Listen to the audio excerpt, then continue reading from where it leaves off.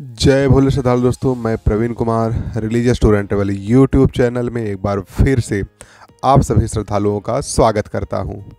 श्रद्धालु दोस्तों, आज के इस वीडियो में आप जानेंगे कि अगर अमरनाथ यात्रा हेलीकॉप्टर से करने की प्लानिंग कर रहे हैं तो किस तरीके से कंप्लीट किया जा सकता है, उसकी प्लानिंग कैसे करें, कम से कम कितने दिन लग सकते हैं, व्हीकल कहाँ से मिलेगा, हेलीकॉप्टर कहाँ से मिलेगा, कितना पैदल चलना है और साथ ही साथ इसमें कितने खर्चे आएंगे, इन सारी चीज़ों के बारे में आज आप डिटेल में जानेंगे। श्रद्धालु दोस्तों, अमरनाथ गुफा जम्मू और कश्मीर के पहलगाम के पास हिमालय की ऊंची पहाड़ियों में स्थित है। यह गुफा समुद्र तल से लगभग 3888 मीटर की ऊंचाई पर है और भगवान शिव के सबसे पवित्र धामों में से एक मानी जाती है।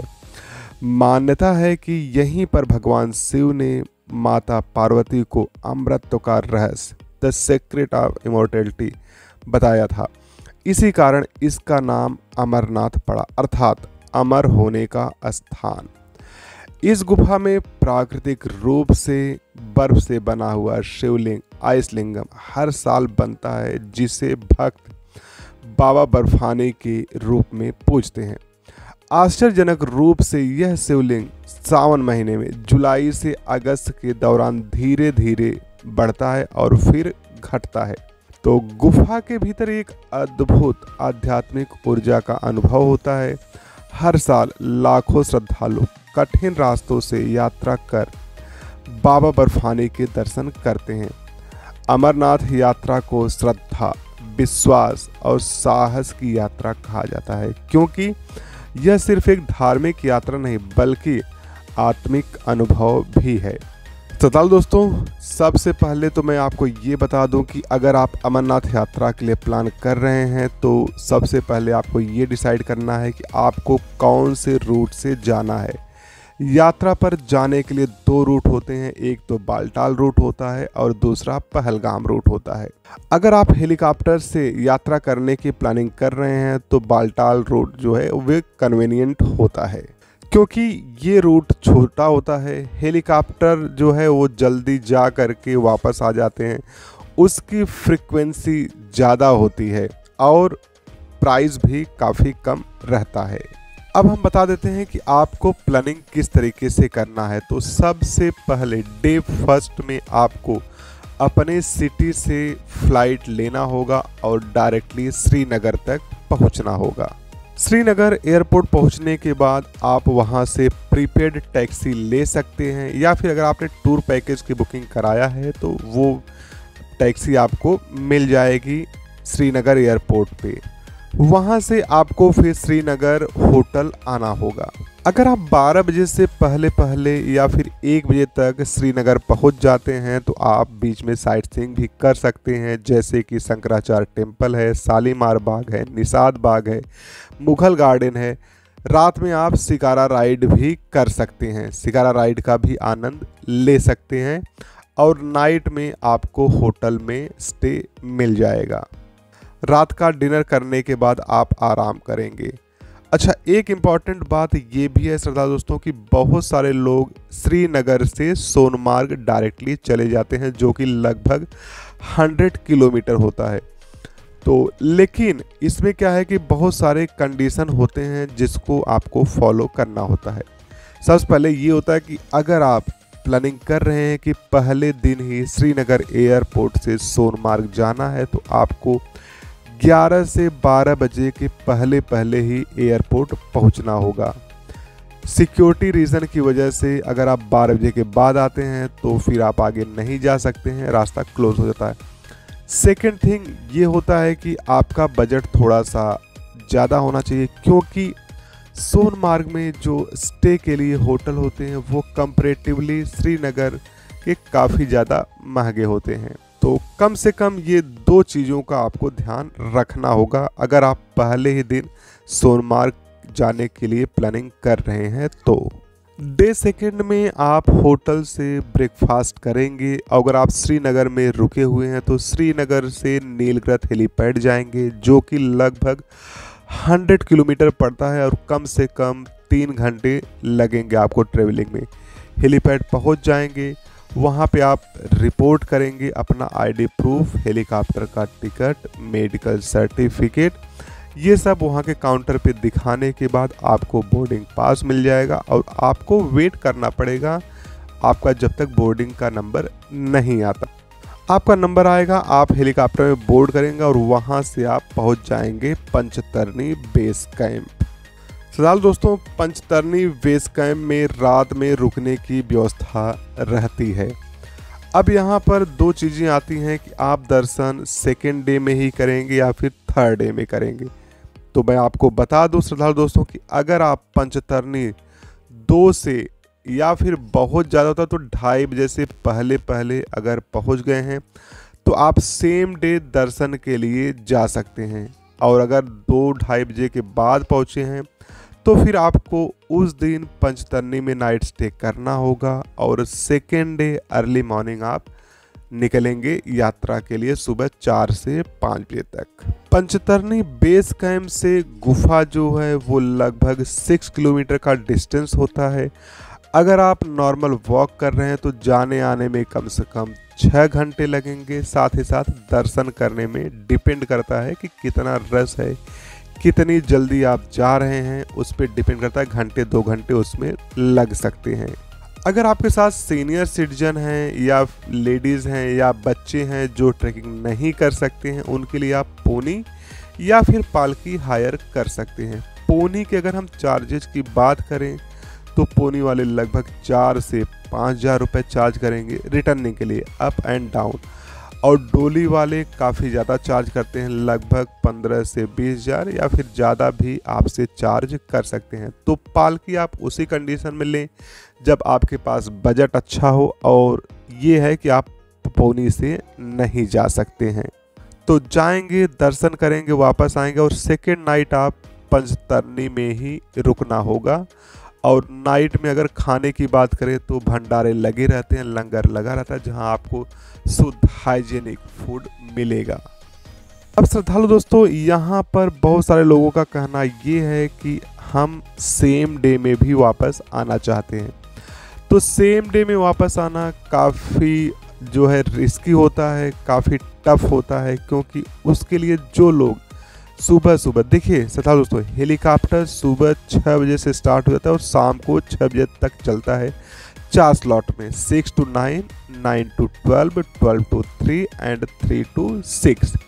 तो ये 4 स्लॉट में हेलीकॉप्टर चलते हैं। अगर आपको फर्स्ट स्लॉट में हेलीकॉप्टर मिल जाता है तो आप सुबह जा करके शाम तक वापस आ सकते हैं, और अगर फर्स्ट स्लॉट के बाद आपको हेलीकॉप्टर का टिकट मिलता है, बोर्डिंग का समय मिलता है, तो फिर आप सेम डे जा कर के वापस नहीं आ सकते हैं।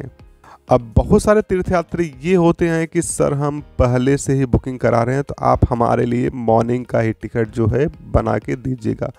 तो मैं आपको बता दूं श्रद्धालु दोस्तों कि टिकट हमारे हाथ में नहीं होता, ये श्राइन बोर्ड के द्वारा बुकिंग होती है और जो स्लॉट खाली रहता है वो स्लॉट मिलता है। तो इसके लिए आप समय के लिए बाउंड ना करें, जो है जो भी समय मिलेगा उसमें आप जो है ट्रेवल करें।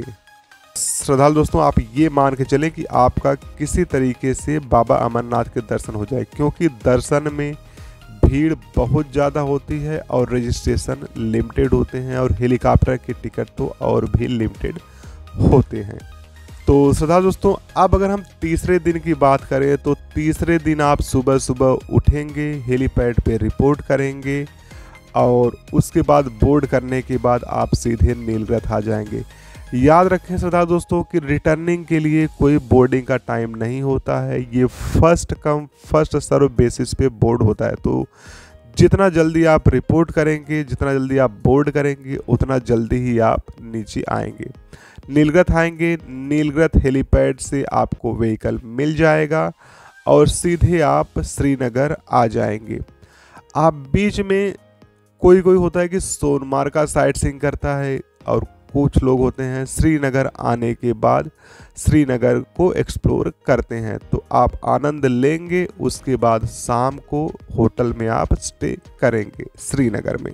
रात का डिनर रहेगा, आराम करेंगे और डे 4 में आपका चेकआउट रहेगा। अब आपका चेकआउट ये डिपेंड करता है कि आपकी फ़्लाइट की टाइमिंग क्या है।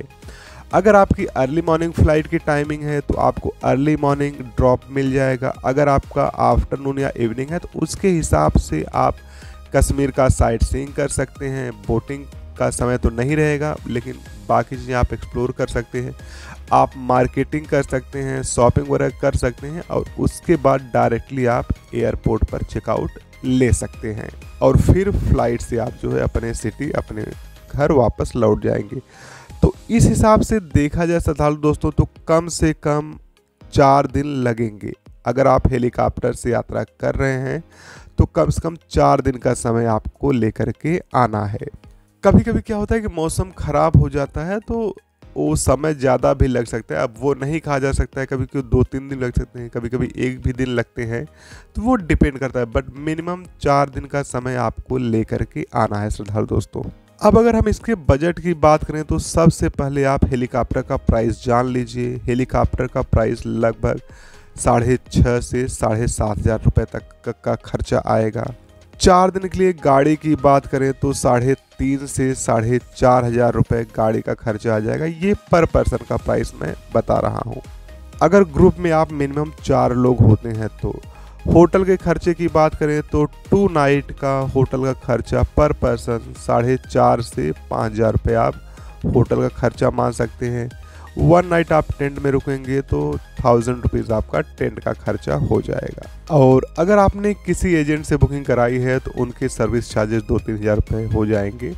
तो इस हिसाब से देखा जाए श्रद्धालु दोस्तों तो आपके 17 से 20,000 रुपये तक पर पर्सन के हिसाब से खर्चे आ सकते हैं। अगर आप ग्रुप में कम से कम 3 से 4 लोग हैं तब।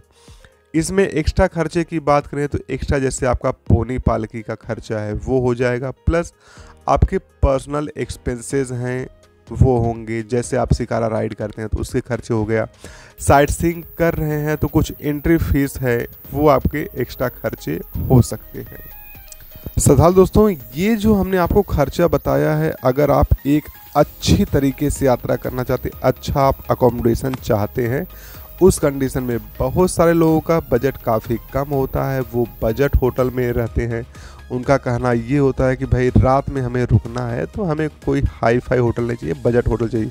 तो इसमें आपके 2-2.5 हज़ार रुपये पर पर्सन के हिसाब से कम हो सकते हैं, लेकिन फिर वहाँ पे आपको कंप्लेन आ जाएगी होटल में रहने खाने के लिए। तो बेटर है कि आप फैमिली के साथ जा रहे हैं, लाइफ में एक बार जा रहे हैं, तो आप अच्छी प्लानिंग करें, अच्छे से होटल में रहें और अच्छे से यात्रा करें और आप कम से कम 17 से 20 हज़ार रुपये का बजट बना के रखें कि कम से कम आपके इतने खर्चे होने हैं। अब बात ये आती है कि अगर आप अमरनाथ यात्रा 2026 के लिए प्लान कर रहे हैं तो इसकी बुकिंग कब और कैसे और कहां से करा सकते हैं। तो श्रद्धालु दोस्तों सबसे पहले तो आप ये जान लीजिए कि अमरनाथ यात्रा 2026 के अगर आप प्लान कर रहे हैं तो इसकी बुकिंग नवंबर से स्टार्ट हो जाती है।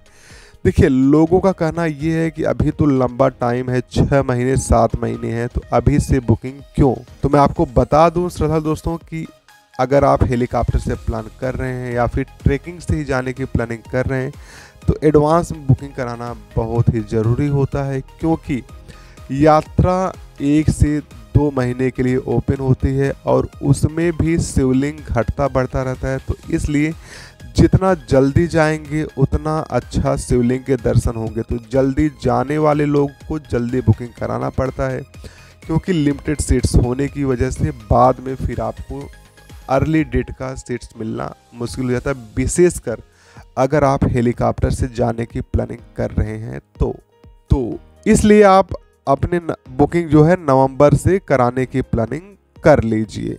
अब बात आती है कहाँ से और कैसे कराएं। तो आप बुकिंग कराने के लिए आप हमारी वेबसाइट religioustourandravel.com, हम ये लिंक डिस्क्रिप्शन बॉक्स में दे देंगे, वहाँ से आप हमारी वेबसाइट को विज़िट कर सकते हैं। आपको जो भी इन्फॉर्मेशन चाहिए वो इन्फॉर्मेशन ले सकते हैं और अपने हिसाब से आप पैकेज की बुकिंग कर सकते हैं, या फिर आप हमें डायरेक्टली कॉल कर सकते हैं। हमारा मोबाइल नंबर है +91 9650496381। एक बार फिर से आप सुन लीजिए, +91 9650496381। इस पर कॉल कीजिए, जानकारी लीजिए और फिर आप अपने पैकेज की बुकिंग कराइए। श्रोताओ दोस्तों, अगर आपको ये वीडियो अच्छा लगा हो, जानकारी वाला लगा हो, तो वीडियो को लाइक करें, दोस्तों में शेयर करें ताकि उनको भी जानकारी मिल सके। और अगर आप पहली बार मेरे वीडियो को देख रहे हैं तो चैनल को सब्सक्राइब कर लें। और अमरनाथ यात्रा से रिलेटेड आपकी कोई भी क्वेरी है तो कमेंट बॉक्स में जा कर के हमें कमेंट ज़रूर करें, उसका रिप्लाई करने में हमें अच्छा लगेगा। बाकी मिलते हैं अगले वीडियो में कुछ नए टॉपिक के साथ। तब तक के लिए जय भोले, ओम नमः शिवाय, जय बाबा बर्फानी, हर हर महादेव।